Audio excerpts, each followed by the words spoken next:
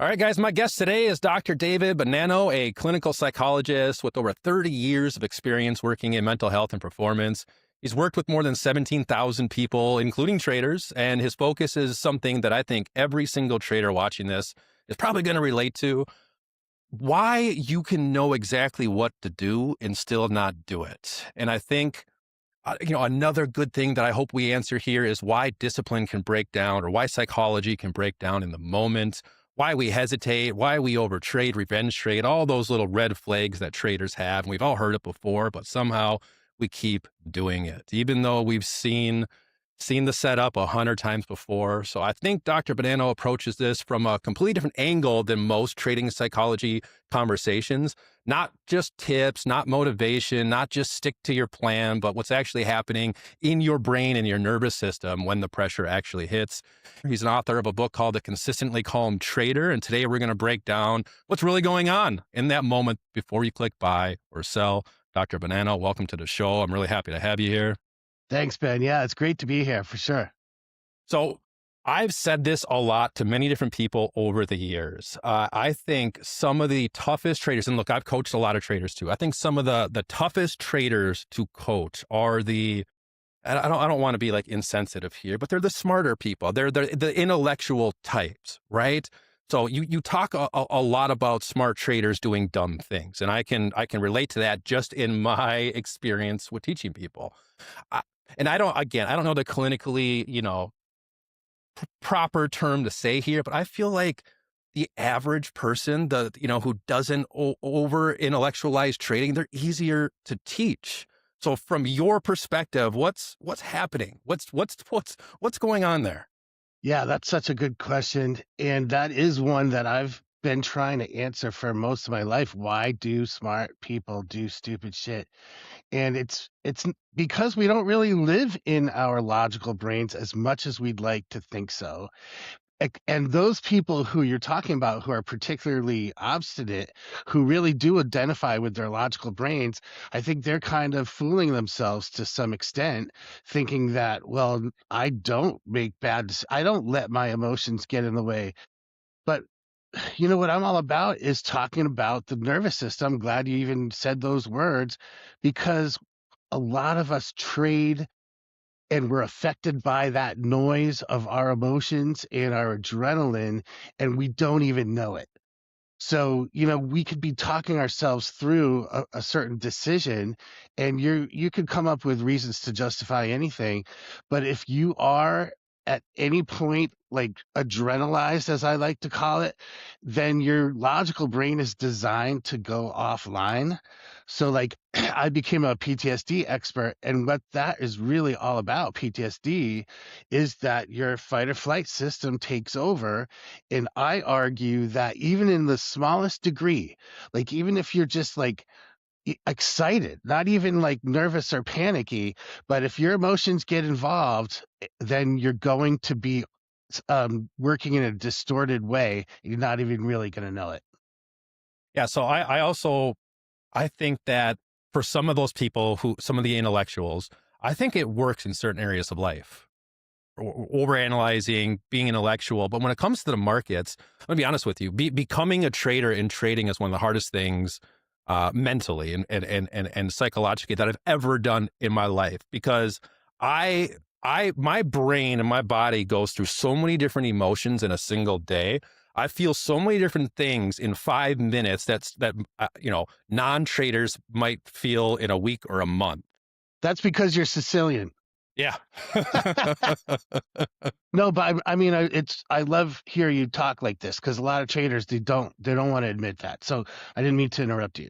No, yeah. So I think, I don't know, is there something to that? Is there something to the smart people, the intellectuals, thinking they have control over their emotions, but they've never been bombarded with so much adrenaline, so much dopamine as when there's money on the line?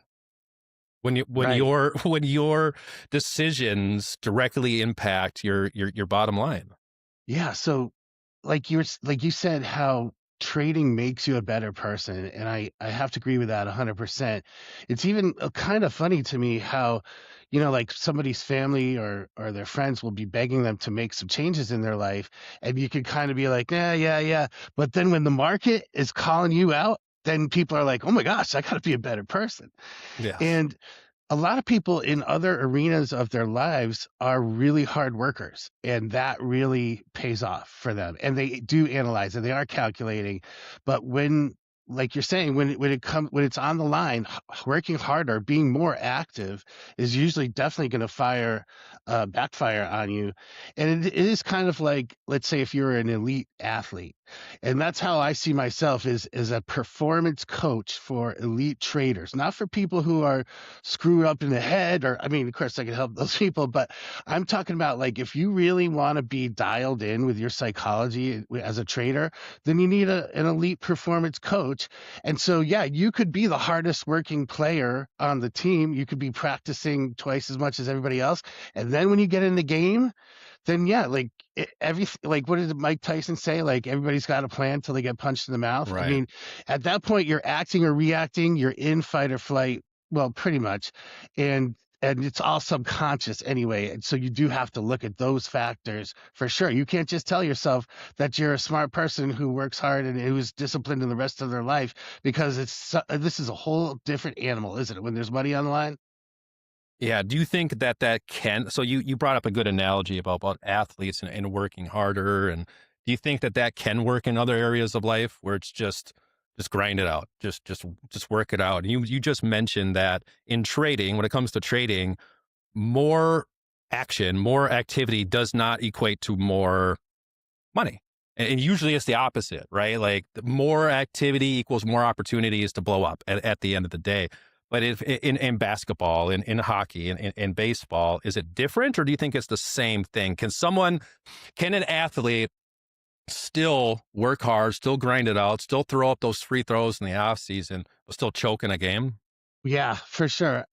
And one of the so yeah, like, I mean, if you were to try to say to yourself, okay, if I get the ball in the corner and somebody's charging at me, am I going to shoot the three? Like, that's something you really can't account for. You can plan only so much of the particulars. But one of the analogies that I love to use is that I'm a Celtics fan, and I was watching the finals against the Lakers, like 2019, I think it was. And so Ray Allen, he ended up being, the greatest all-time three-point shooter until Steph Curry came along. He missed the game-winning shot. And so the reporter was saying, like, Ray, how do you feel? Like, you guys could have won the game. And he got kind of angry with her because he said, I take 300 shots a day, like even on Christmas. My shoulders were square and my feet were in the right place and the ball didn't go in.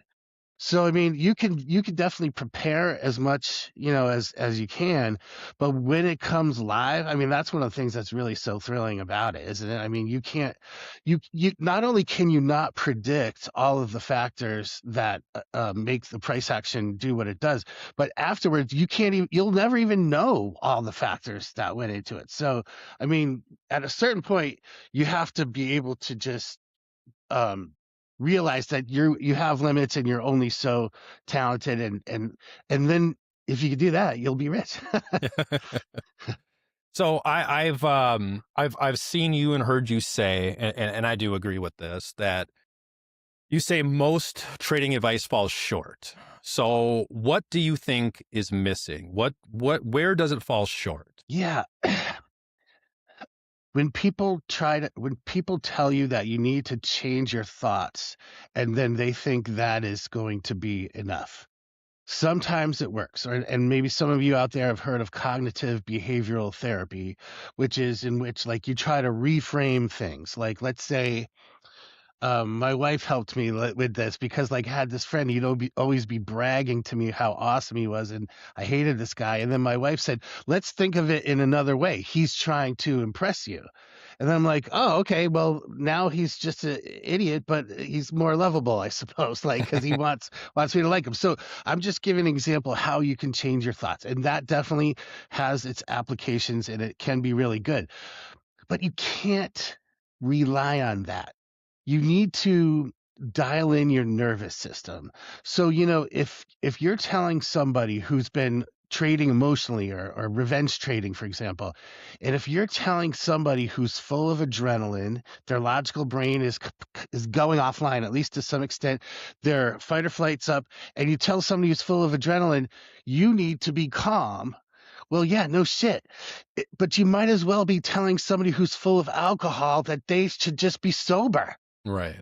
It just doesn't work that way. And then when you're not able to do that, then you feel bad about yourself, and it takes away your energy and your emotion, and you feel worse. And then that's going to be a part of the whole cycle of, oh my gosh, I really need to win this next trade. And then you're going to be trying too hard. Does that make sense? It makes sense. Yeah, I think a lot of advice, look, a lot of advice out there is technically correct, right? Now, there's a lot of bad advice too. Don't get me wrong, but traders still fail, right? So traders, a lot of times they know what to do. They've heard it, right? They know what to do, but they still fail. They don't act on that advice. They don't internalize it. So is the issue the advice itself, or is it the fact that the traders, is it their ability to just execute it properly, or is it both?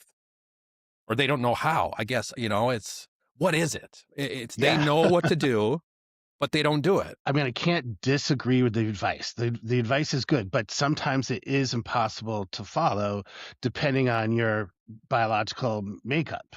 So, like, if you were to, people make rules about following their rules, and they'll put it right next to their screens or whatever. And then I loved when I was hearing this trading coach talking on his podcast about how, he can try to help people look at things in 100 different ways and give these tips and tricks. Like, I don't give tips and tricks. I really want to help people at the core level how to start to be productive at the foundation. So what I was going to say is that when you're, oh man, I hate when I forget what I was going to say. Oh yeah, this guy, he was saying at a certain point, I just have to end up telling my clients, well, you just got to figure it out. You just got to try harder. And if that doesn't work, you got to fucking try harder and figure it out. And that's where I think everybody kind of falls short, because there's only so much willpower that we have. Your willpower is part of your logical brain, or if you want to call it like your left side of your brain, which is your analysis and your mental energy and staying, regulating your emotions and willpower. You can't, unfortunately, thrive on just willpower. And then when that doesn't work, tell yourself you're a weak person. You have to be getting rid of the emotional noise at the root.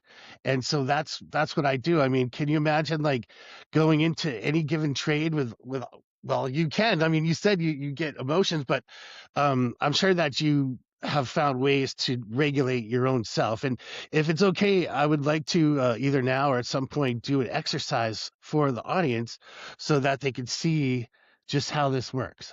Let's do it. Okay, great. Okay, awesome.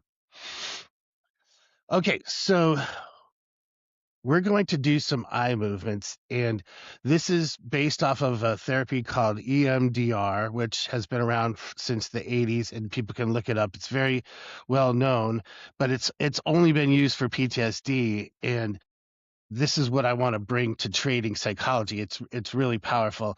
But before we move our eyes, I would like for people to be able to please close your eyes and then think about like the worst loss that you've had, or the one that really sticks out the most. And what this exercise is going to teach you is how to better handle losses. So, that's maybe even the most important skill to have.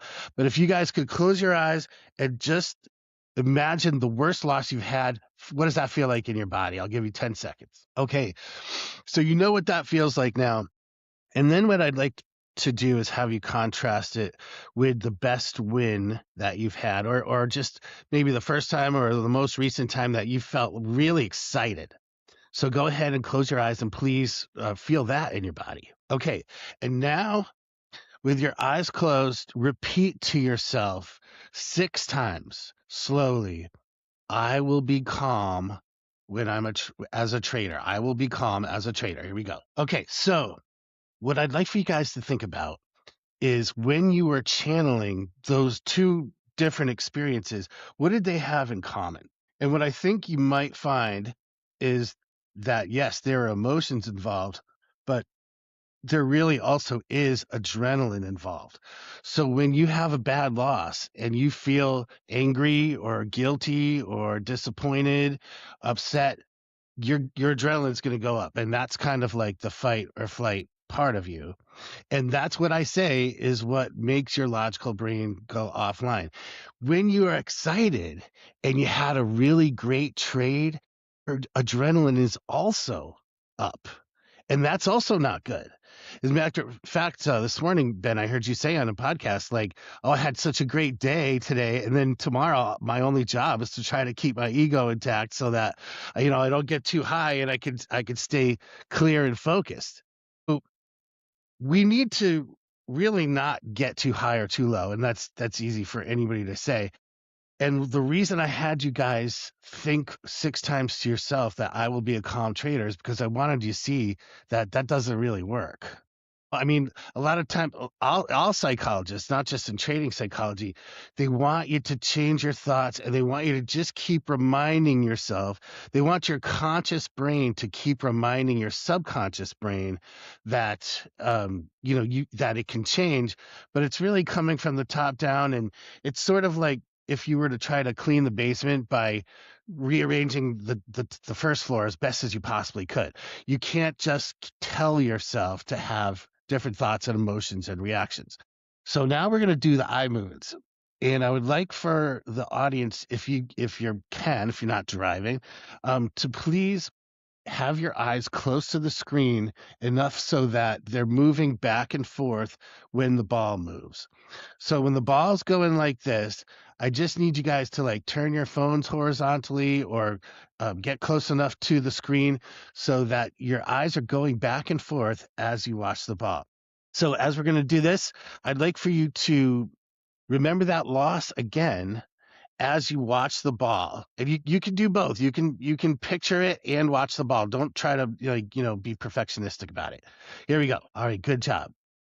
And I wish I could be talking to people like what is their reaction just right away to that ball? Like how did you feel anything, Ben, when you were looking at it? Yeah, I mean, I focused on the ball at the end of the day more than anything else. Sure. It's kind of like everything else just kind of took a back seat to focusing on that. Yeah, man, that's what's happening. There's all these different theories about how this works, but one of them is that we're really just kind of getting out of our own way, and we're not interfacing too much with our logical analytical brain. We're getting in touch with our heart instead of our head. So now for this next set of eye movements, I'd like for people to feel sad. Now, this is something you probably never have heard of. This is the best way, in my opinion, to handle losses is to actually feel sad. So when you watch the ball, I'm sure you're going to be aware that, you were guilty or upset or angry, but I want you to key in on how it just really sucked. Like, that sucks. It's sad. All right. Great job, everybody. And were you able to do that, Ben? Yes. Okay. Yeah, awesome. Again, similar result. Okay, good. And this is how we're interfacing. I love that word, with your subconscious.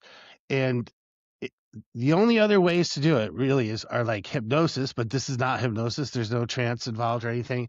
Or, sometimes guided meditation or dreaming and meditation and mindfulness. Those are all keying in the same part of the brain, but this is very targeted and I get awesome results really quick with it. So we're just going to do a few more sets and then we'll be done. But I really do want your audience to resonate with this. I want them to feel it. Like if you have an aha moment in therapy or like if you read something that really touches you, this is what this does.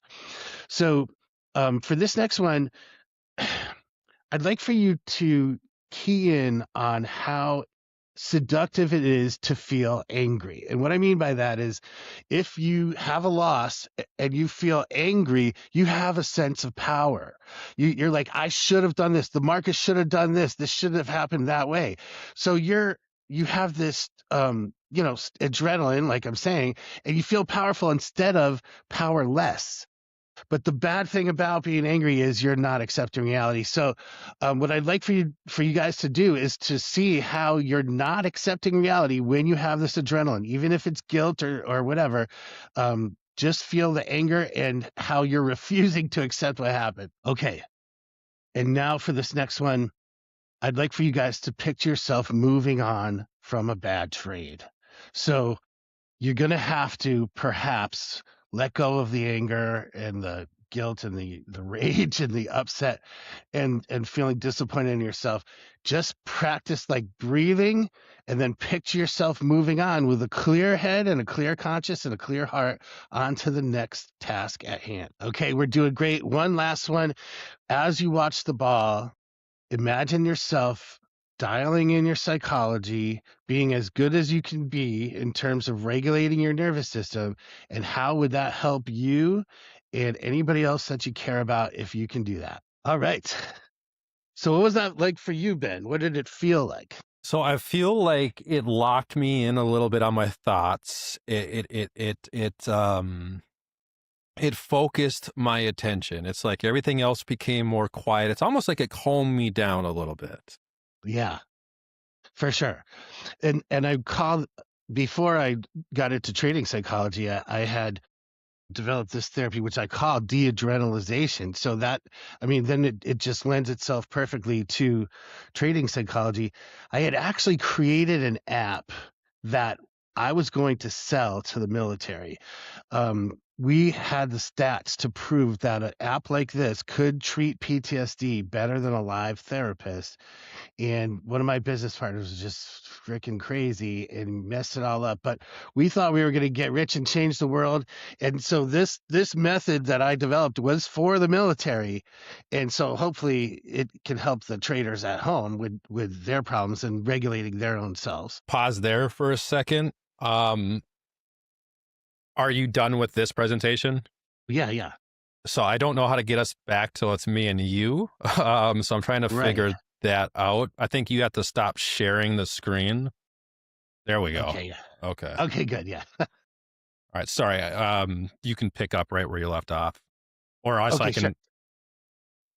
Sure. Yeah. How about if you were to ask a question or something? Sure. I mean, that's an awesome exercise. You focus a lot on subconscious conditioning versus willpower. Do you think willpower still has a place? And if it does, where? Or do you think it is mostly? I think that was a powerful exercise. I really do. I like that. And I agree with you. Telling someone, well, just try harder, just do it, just figure it out. Here's what you need to do. That doesn't really help anybody at the end of the day. So I'm glad we have we're getting to kind of some root causes where I've always said, willpower is not enough. Right. I think there's a place for it, but it's not enough. Yeah, right. There certainly is a place for it, and it can be remarkably effective. It's just that if we were to try to apply that to every situation and think that we can willpower our way through anything, then we're just not going to be able to, and then we're going to be disappointed. I mean, your willpower is like, even in like everyday interactions with people, it's your filter, it's your patience, and it's like, let's say if somebody's kind of spiraling out of control emotionally, you can use willpower to dial yourself back in and just be like, okay, I need to focus on this. But yeah, there's only so much of it. And then when it fails, then what do you got at that point? Right.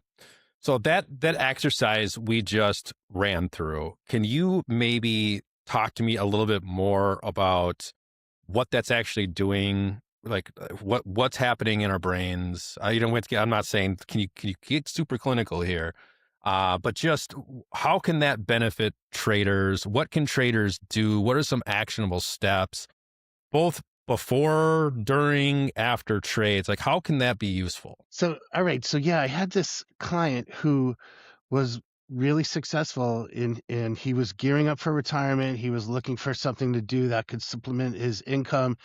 And he was thought of himself as an extremely disciplined person. So, he thought that he was perfect for this. When he started to have some good success, but then when he started to scale up, that's when he began to run into some trouble. And we had to look at all the different things that contributed to his adrenaline. So one of them was that he put a lot of pressure on himself because he wanted to do certain things for his wife and kids. And when you have pressure, that's adding adrenaline. We looked at his global thinking. And so what that means is you're not seeing each trade specifically as one separate interaction. If he had a bad trade, he was like, oh, well, what if I keep doing this? And then what if I lose all my money and then I can't be a trader anymore? And then like, I can't retire. I mean, and I'm like, oh my God, man, like your adrenaline's going crazy right now. So we tried to interrupt those patterns. He was also thought of it as like a referendum on who he was as a person. If he had a bad day, he was thinking he wasn't smart or he was just not a good person or something. Of course, this is all driven by your emotions. So what we did was we worked with him with the eye movement. In the beginning, you do sort of like a diagnostic phase, and it's really wild, Ben, how people their minds will take them where they need to go in that moment. So like I had him imagine like the voice in his head that was really disparaging, that was really wearing him down. And so what he came up with was there's this sort of leprechaun, and I mean just what comes up for you. And it was kind of funny, which is good because that's the opposite of being upset or angry or afraid. And the leprechaun was just kind of screwing with him and it was talking down to him, but it was also like trying to frame reality in a way that wasn't productive for him. So we had to take all this emotion out of it. I mean, that's just what had to happen. Instead of giving him little tips and tricks and exercises that he could practice on again and again and again and not get good results, we had him move his eyes and relate directly to the leprechaun. And is that related to anything else? Yes, it turns out it was related to his dad, who was really kind of a mocking person and contemptuous. And then I had him like, this is sort of how it works with PTSD. You have the person rewrite the story, and then their symptoms are gone, and it's just really crazy. So he made peace with his dad. He then made peace with the leprechaun, and he didn't try to get rid of it. He was saying like, look, I know that you are a voice in my head. You are a part of my calculus, but you need to turn it down. And we were able to help him regulate on such a deep level that he didn't even have to do anything. Like he didn't have to work on it afterwards. He was wondering like, this is just too easy. Like, why isn't everybody doing this? And, unfortunately, I think, have you ever heard this quote? Science advances as its members die. No. It's depressing, but it's true. With this eye movement therapy, people have only been using it for PTSD and not for other stuff. And then with EMDR, it's very painful. So I've made it so that it's extremely targeted and painless and short and fast acting. And so in terms of like, how does it exactly work? There are different theories, but I can't tell you definitively because science can't describe meditation or mindfulness or dreaming, and it can't quite describe this. So, like people don't understand with their logical brains, why should they do this? It's sort of like if you were to see a guy who's looking for his wallet under a street light and you want to help him and you're like, well, where did you last have it? And he points over, I had it over there. And you're like, well, then why are you looking over here? And he says, well, because the light's over here. So what I'm kind of saying is like, sometimes we need to open our mind. And one of the reasons that I started working with traders, I have to be honest, is because with PTSD, I could help somebody turn their whole life around, and then they don't put a value on it. They just want to use their insurance. With a trader, I mean, I could talk to somebody who lost $15,000 an hour ago, and then if I say like, well, you want to work with me and we can like stop that from ever happening again, then hopefully they can make that apples to apples comparison in their head and see that my fee is really kind of a drop in the bucket compared to the opportunity cost of what, paying your tuition to the market. Right. No, that's exactly how I think. So I can relate. So I am something of a high strung individual. It doesn't take much to get my cortisol to spike and for my adrenaline to start pumping.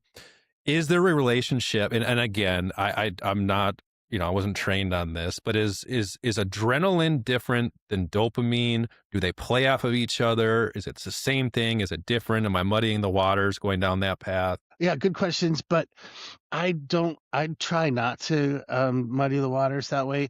Like it is like your stress response. It is adrenaline, it's cortisol, it's a lot of different things. I saw a study a few years ago that said it's not adrenaline, it's osteocalcin.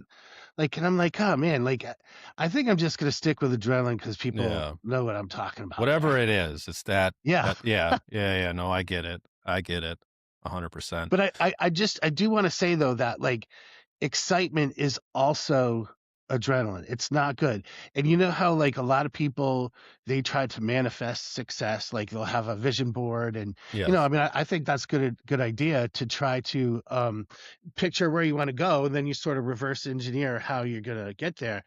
But when people imagine things that are really exciting, like if you're thinking like, okay, I'm gonna trade and then I'm gonna have a Ferrari and I'm gonna live right on the beach and it's gonna be so awesome every single day, you're gonna know in the back of your mind that you can't keep that up. I mean, you can't be as thrilled all the time as you want to be. When they have studies that talk about how like the United States is what are the happiest countries in the world? It's never the United States, which always irritates me. It's always like some cloudy place like Denmark or Sweden or whatever. What they're talking about is contentment. Do you have like an overall sense of well-being? Do you feel safe and secure and free? And so that's what I think people should do. That's my advice for people if they want to try to picture success or really kind of imagine what that would be like. Don't think about the thrills. Those are going to be there, but like, you just can't live that high without having to crash. So that's what I try to get people to do. When they're trading, they're not going to get all pumped up and like, okay, this is going to be the best fucking day ever. No, you got to come in there and just like feel safe and secure and free and relaxed. And then you just let it happen. You think not giving a shit's a superpower? Yeah. Yeah, me too. Me I wish too. I had that. Yeah. And you um, know what, man? I also wish I was dumb sometimes. Like you even talked about in the beginning, sometimes those people are the hardest ones to help them change. But if I was like Forrest Gump and I didn't think twice about everything I did, like I'd be awesome right no, now. I think those are the easiest people to train. I think the people who don't overthink things and who just do what you say and don't, try to put a puzzle piece. Everyone, the intellectuals are constantly trying to put a puzzle together, Yeah. right? The Yeah. No, market's a I agree. puzzle. They're going to figure it out. They're going to crack the code, right? They're going to come up with some new crazy system and they just don't attack the real problem, which is just the behavior, the decision-making process, the adrenaline. So I agree with you. So what happens? The moment before I click a button, the moment Hmm. before I go long or short, what is actually happening in my body and decision making? Because I kind of trading is just decision making at the end of the day. Our job is to make decisions in the market. I think more importantly, too, just to kind of piggyback off of that, what separates someone who executes cleanly versus someone who just constantly breaks? Okay. Awesome. Yeah. So I think AI is not going to replace traders in any near future because people have intuition and that's your subconscious brain and that's really what is driving this whole thing. You feel good about it or not and then you just pull the trigger or not. When you get into the state of like sort of the angel, the devil on your shoulders, like should I or shouldn't I, and maybe even you kind of know that you shouldn't force a trade, but you just really want to get that feeling again. You want to win. You want to make back that money that you lost. When you're in that state of disequilibrium, just being in that state is so unpleasant that people will do almost anything to get out of it. So an example would be like, I if I was trying to lose weight, which well, yeah, I am, and then I was gonna like eat cake at night. I know I shouldn't do it, obviously, but my whole body is wanting me to do that. Just like your whole body, you can feel that tension. I just want to click. I just want to click on that trade. When you're in that state, it's a terrible place to be. So you got to avoid getting into that situation, because when you're in the state, you're going to just do what you got to do. What else are you going to do? Double down on your rules and try really harder and run away from your screen? I mean, that's not really what people are going to do. So the people who are successful, they're trading to make money. They're not trading to feel something. And that sounds maybe obvious, but I think like if you dig deep, that's really kind of what's happening a lot of times is, people want to feel good.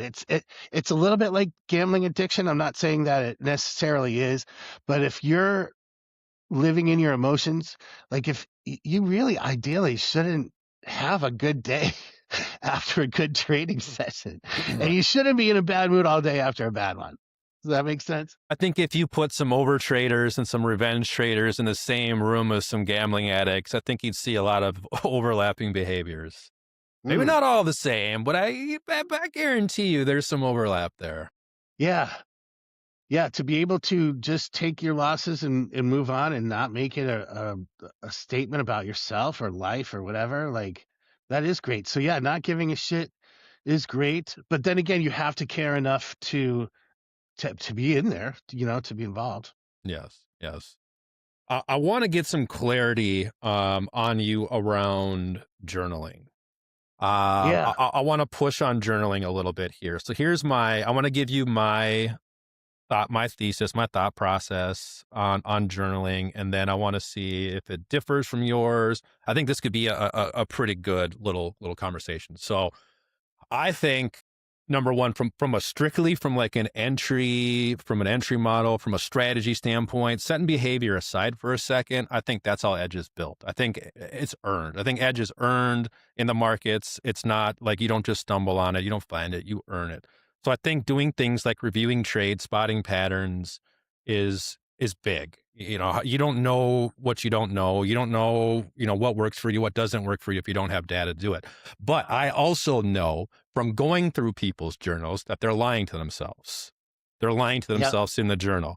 Why they got into a trade, why they exited a trade, why they took profit, why they double. It's all like they're just carrying over all the bad habits and the same behavior, and they're just lying to themselves. They can never, nobody can, not nobody, but a lot of traders, most traders, because let's face it, most traders are, if you look at the brokerage studies, most traders lose, and I think it all boils down to fixing behavior. And most traders lie to themselves, not only in their head, but on paper or however they're journaling. Well, yeah, dude, this is great. I couldn't believe it when I saw the research that said that happy people have a less accurate picture of the world than depressed people do. Well, say it again. Sorry. Yeah. So depressed people have a more accurate picture of life than happy people do. Wow. So a certain amount of self-denial of what am I looking for? Just delusion. That's what I'm looking for. A certain amount of self-delusion will make for a happier life, and definitely not a happier trader. So much psychological research is done with surveys where people just, fill out how they think they're feeling. Listen to how I'm saying this. People are notoriously bad at self-reporting, and what you often need to do is talk to the person's spouse or somebody who lives with them, and they will give you a much more accurate gauge on somebody's functioning. So yeah, when it comes to journaling, like you are filtering this through kind of what you want to think and feel. And you're definitely going to distort at that point. I love how you said Edge is earned. But I also want to say something else. When you're consciously journaling after a session, you have to go back in time and try to recreate that situation. So you're going to lose some in translation along the way anyway.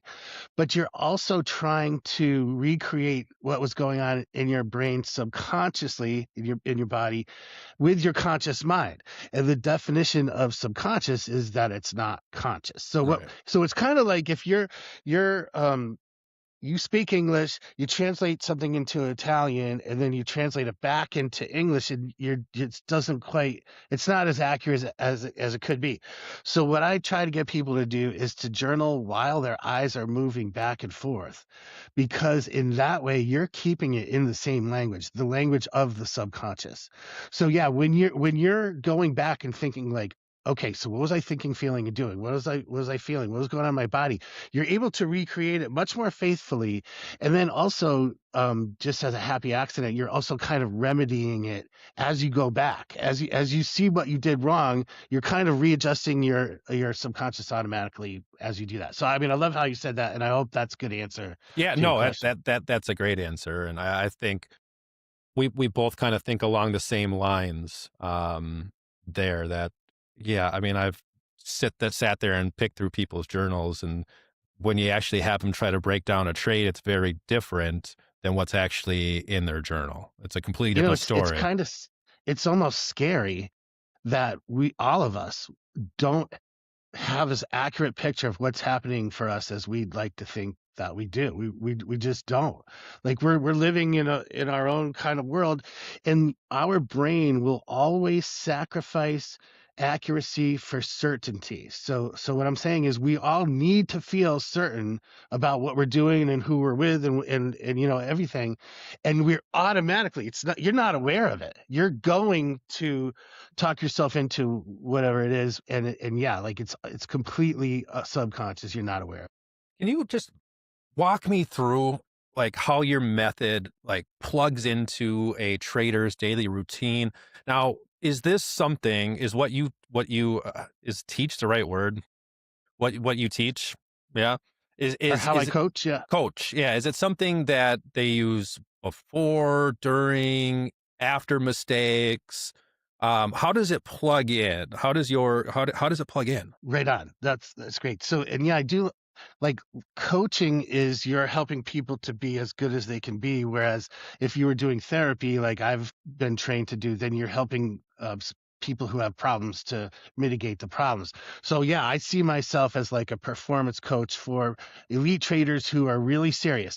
People have experience and who are not just going to think like, oh, well, it's my system. And then they keep, switching systems. They realize where the rubber meets the road, that having the perfect mindset is a whole other different thing as knowing what the perfect mindset is. So if people work with me one on one, then there's a whole basically they get access to me for 8 weeks, and we can have as many sessions as we need, and they can text me and call me and stuff. And basically, I'm there to fix, or I just said fix it. I'm there to get them like where they need to be emotionally, psychologically, nervous system, and their thoughts.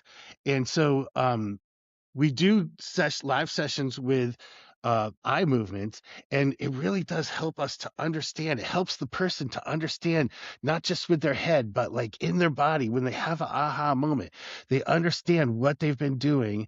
And then if it is related to other stuff like in their life, we clear that up really quick. We don't have to get into blaming your parents for everything forever. That's not really what I'm all about. But if it turns into psychological stuff, we do that. I have this video series where it has recorded sessions that you can use to address most common trader problems. And what's good about that is you can use that right in the moment. If you find yourself going on tilt and you don't have time to make an appointment with me, you just watch one of these quick little videos, move your eyes back and forth, and it helps you regulate yourself. I also have a ChatGPT powered coach that Yeah, does. I wanted to ask you about that. Okay, Yeah. yeah. So that people say it's a little uncanny, how it feels like it's working with me directly, and that's part of the package. You can use that anytime, whenever. You could talk to it like, a lot of people already talk to ChatGPT as like a sort of a mindset coach. So it has all of that, but it's also trained in everything I've ever written or spoken about, and it does the eye movement stuff. And that's what I suggest that people use for their journaling, is that they move their eyes back and forth and journal as they're doing that. Like, you write stuff down, then you move your eyes back and forth. It can also get you prepared for any given trading session, help you to get into the zone. And then there's other, benefits that come with it. too. So yeah, if you were to check out my landing page or my YouTube, then you can see more about working with me. I love it. It's so much fun.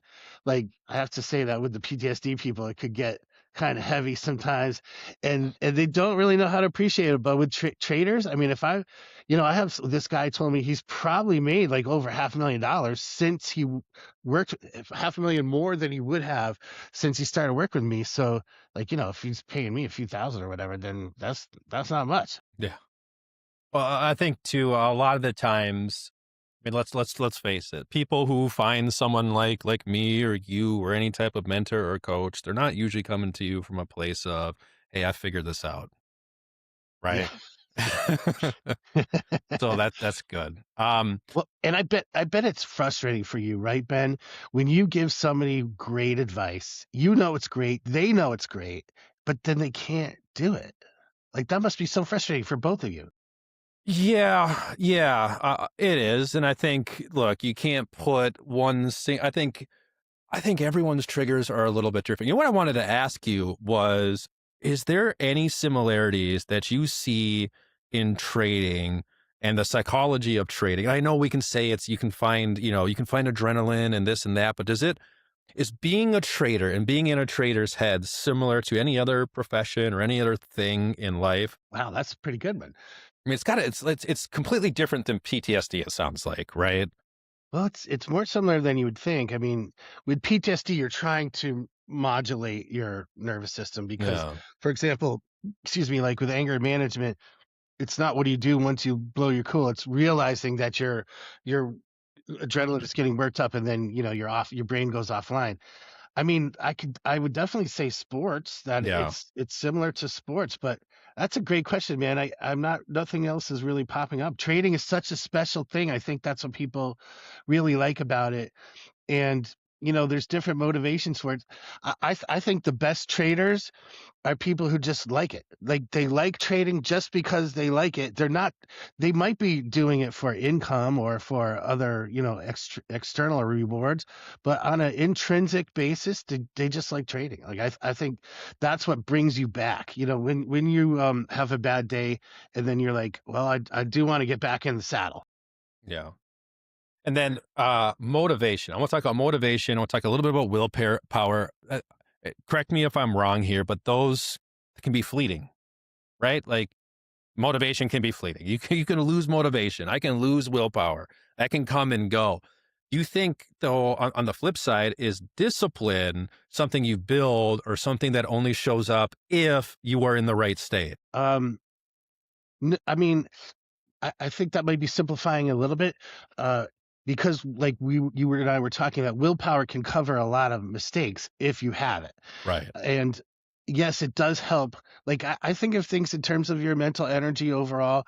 Like if you've slept good the night before and you exercise, take care of yourself. That's all good stuff. That makes your level of discipline maybe go up a little bit. I a lot of people meditate. I think that's okay. It's sort of like if you were to ask a doctor, like, I have cancer, like, should I take vitamins? The doctor's gonna be like, yeah, vitamins are good for everybody. I mean, yeah, go ahead. But meditation is not going to cure all your problems. So, like, with discipline, it's kind of like a big picture concept, right? Like, do you make decisions that are egosyntonic? And egosyntonic is a psychology term that means like all of you agrees with it, as opposed to eating cake at midnight. That's ego dystonic.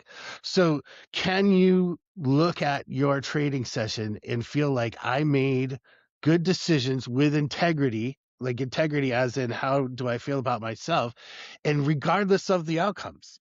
Like so yeah, like you can get yourself prepared to a certain degree like an athlete, and then once you get out there, you just gotta see what happens and just Yeah. let it come out of you. You know what, actually, Ben, like what I tell people sometimes is, if you can let you're like, I don't know, like I'll just give you a real quick example. I had this woman who was going to do a Bible study and she was really nervous. So she kept going over her material, but that's not what she needed to do. She needed to let God speak through her. That's how, I mean, I'm not particularly religious myself, but if you can let the universe move through you, just get out of your own way. And as almost as if you're watching yourself trade, like you're in a flow state at that point. You're really being true to yourself. You're getting out of your own way. And if you watch yourself trade, you see what you do, it almost like takes all the pressure off of you, doesn't it? Yeah, and it's I like that she says the biggest thing, the biggest saying, the biggest like one-liner that traders that I've seen over the years say to me right before they cross that Rubicon into, becoming consistent is I've never given myself the chance. And you just said that people don't get out of their own. I think that's one and the same thing. Not getting out of your own way, never giving yourself a chance. I think when people get to that point where like, look, I've just never given myself a chance. Yeah.